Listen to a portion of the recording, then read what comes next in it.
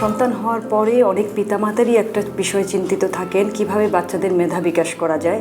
তো শুধুমাত্র চিন্তিত হলেই চলবে না, আমাদেরকে জানতে হবে কোন ধরনের খাবারগুলো এই মেধা বিকাশে সাহায্য করে থাকে। এবং আমরা সবসময় চিন্তা করি যে কোনো মেডিকেশন দিয়ে এটা করা যায় কিনা। সহজেই যদি কোনো খাবার থেকে মেধা বিকাশ হয়ে যায় তাহলে কিন্তু আমরা দেখব যে সহজে পুষ্টিযোগ্য যে খাবারগুলো সেগুলো আমরা নিব। এতে কিছু কিছু খাবার সাহায্য করে থাকে, প্রধানত সিরিয়ালের মধ্যে ওটমিল, যেটি কনস্টিপেশন দূর করে এবং হাই ফাইবার সমৃদ্ধ, এতে আয়রনও রয়েছে। আয়রন বাচ্চাকে যথেষ্ট সজাগ থাকতে সাহায্য করে। সকালের নাস্তায় যদি বাচ্চাকে ওটমিল খাওয়ানো হয় তাহলে এটি একটি যথেষ্ট পুষ্টি সমৃদ্ধ খাবার। এছাড়া রয়েছে মাছে প্রচুর পরিমাণে ফ্যাটি অ্যাসিড রয়েছে, ওমেগা 3, যেটি স্মৃতিশক্তি তৈরি করতে সাহায্য করে, বাচ্চাদের ব্রেন ডেভেলপমেন্টে তৈরি করে এবং যথেষ্ট স্মৃতিশক্তি ধরে রাখতে পারে।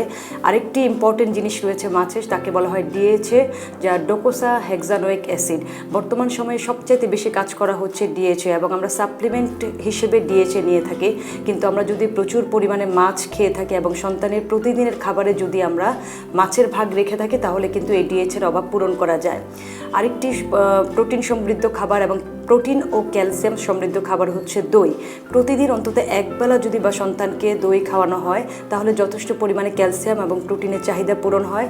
এবং যারা ক্যালসিয়াম সমৃদ্ধ খাবার বাচ্চাকে যথেষ্ট প্রাণবন্ত রাখে, যেসব বাচ্চা চঞ্চল থাকে ক্যালসিয়ামের কারণে।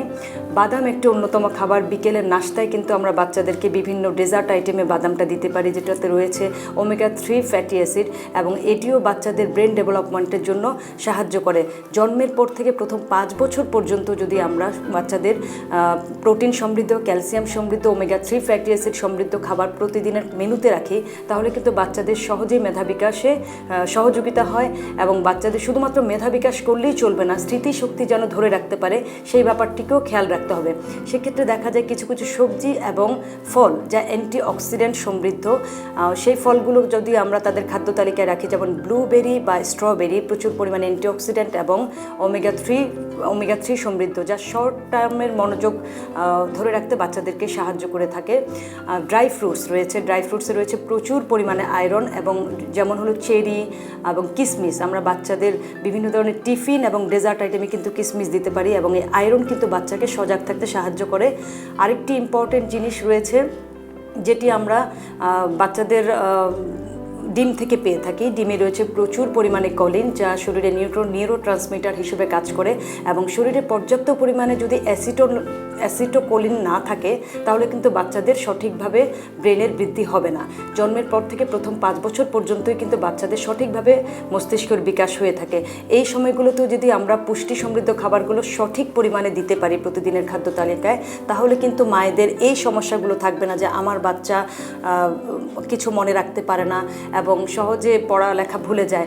অনেক মায়েরা যেটা করে থাকেন যে সকালে বাচ্চাদেরকে স্কুলে ব্রেকফাস্ট না করিয়ে পাঠান। আমি তাদেরকে বলবো যে অবশ্যই বাচ্চার সকালের খাদ্য তালিকা ঠিক থাকতে হবে এবং সেখানে একটি সিরিয়ালের সাথে যদি আপনি কিছু ড্রাই ফ্রুটস মিক্সড করে দেন তাহলে বাচ্চা যখন স্কুলে যাবে সকালে সে কিন্তু মনোযোগ দিতে পারবে সেই লেখাপড়ায় এবং সে কিন্তু স্কুল থেকে সঠিকভাবে সেই পড়ালেখা তুলে আনতে পারবে এবং আপনাকে সহযোগিতা করতে পারবে। কারণ মায়েরা কমপ্লেন করে থাকেন যে বাচ্চা স্কুল থেকে আসার পরে টিচার কি পড়িয়েছে সেই কথাটিই কিন্তু বাচ্চা বলতে পারে না এবং এটা কিন্তু পুরোটাই নিউট্রিশনাল ল্যাকিংস এবং এক্ষেত্রে কিন্তু পিতামাতাকেই অগ্রণী ভূমিকা পালন করতে হবে।